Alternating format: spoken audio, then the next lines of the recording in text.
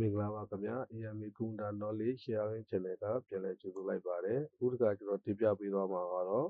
ကျွန်တော်တို့ Microsoft Office တွေကို install လုပ်ပြီးတဲ့အခါမှာကျွန်တော်တို့ activate ဖြစ်တဲ့ကိစ္စတွေရှိပါတယ်အဲ့လို activate ဖြစ်တဲ့ကိစ္စတွေကိုကျွန်တော်တို့ဖြည့်ရှင်းရမယ့်နည်းလမ်းလေးကိုတင်ပြပေးသွားမှာဖြစ်ပါတယ်ကျွန်တော်တို့တင်ပြပေးသွားမယ့်နည်းလမ်းလေးကတော့ PowerShell command နဲ့ဖြည့်ရှင်းနည်းလေးဖြစ်ပါတယ် keyboard က Windows 8 keyboard က Windows 8A key လေးကိုတွဲနှိပ်ပြီးတော့ကျွန်တော် terminal လေးကိုဖွင့်ပါမယ်ပေါ်လာတဲ့ပေါက်လေး yes လေးပေးပါအခုလိုပေါက်လေးပေါ်လာပါလိမ့်မယ်အခုလိုပေါက်လေးပေါ်လာပြီးတော့ရင်ခဏထားပါကျွန်တော်တို့ browser တစ်ခုကိုဖွင့်ပါ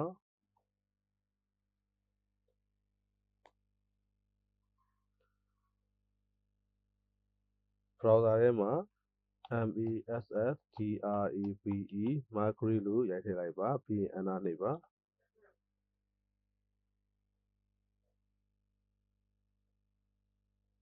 ပေါ်လာတဲ့ link တွေထဲမှာကျွန်တော်တို့ Microsoft Activation Script ဆိုတာလေးကိုကျွန်တော်တွေ့ပါလိမ့်မယ်အကောင့်လေးကိုနှိပ်ပြီးတော့ဝင်လိုက်ပါ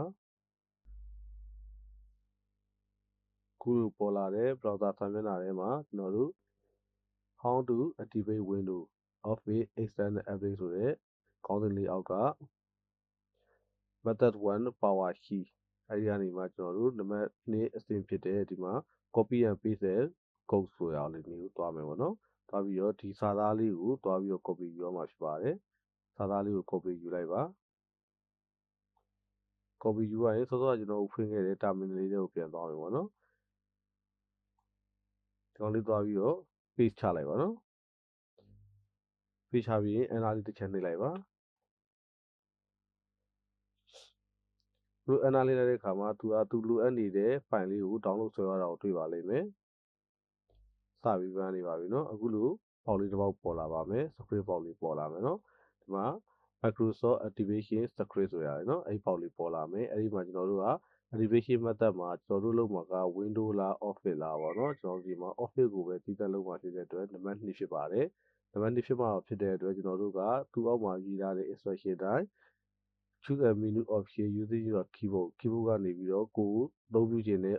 option တစ်ခုကိုရွေးရမှာဖြစ်ပါတယ်ကျွန်တော်တို့ Office ကိုရွေးမှာဖြစ်တဲ့အတွက်နံပါတ်2ကိုနှိပ်ပါမယ်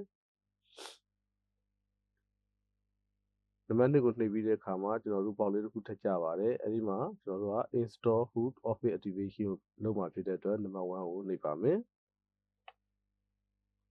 နံပါတ်1ကိုနှိပ်တဲ့အခါမှာ installation လုပ်နေတာကိုတွေ့ရပါမယ်အဲ့ဒါလေးကိုခဏစောင့်ပေးလိုက်ပါနော်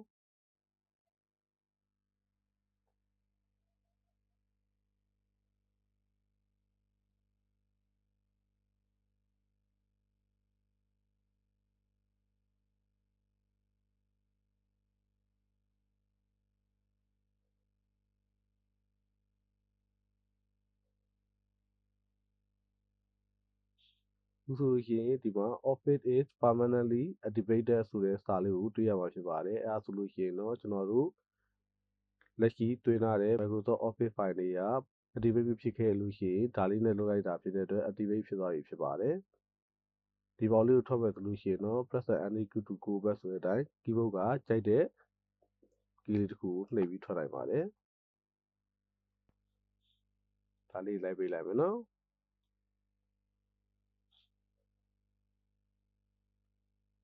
ဒါဆိုရင်ကျွန်တော်တို့ web file လေးတစ်ဖိုင်ကိုဖွင့်ကြည့်ရအောင်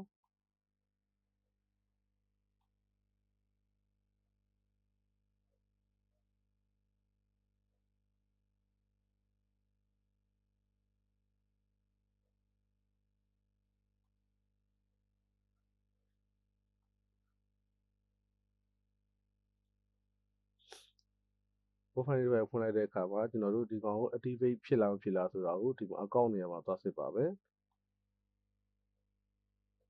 ဒီမှာ product activate ကိုတွေ့ရပါမယ်เนาะဒါဆိုလို့ရှိရင်ကျွန်တော်တို့ဒီ Office software လေးက activate လုပ်ပြီးသားဖြစ်သွားပါပြီအားလုံးပဲလိုက်ပါလုပ်ဆိုင်နိုင်ပါစေ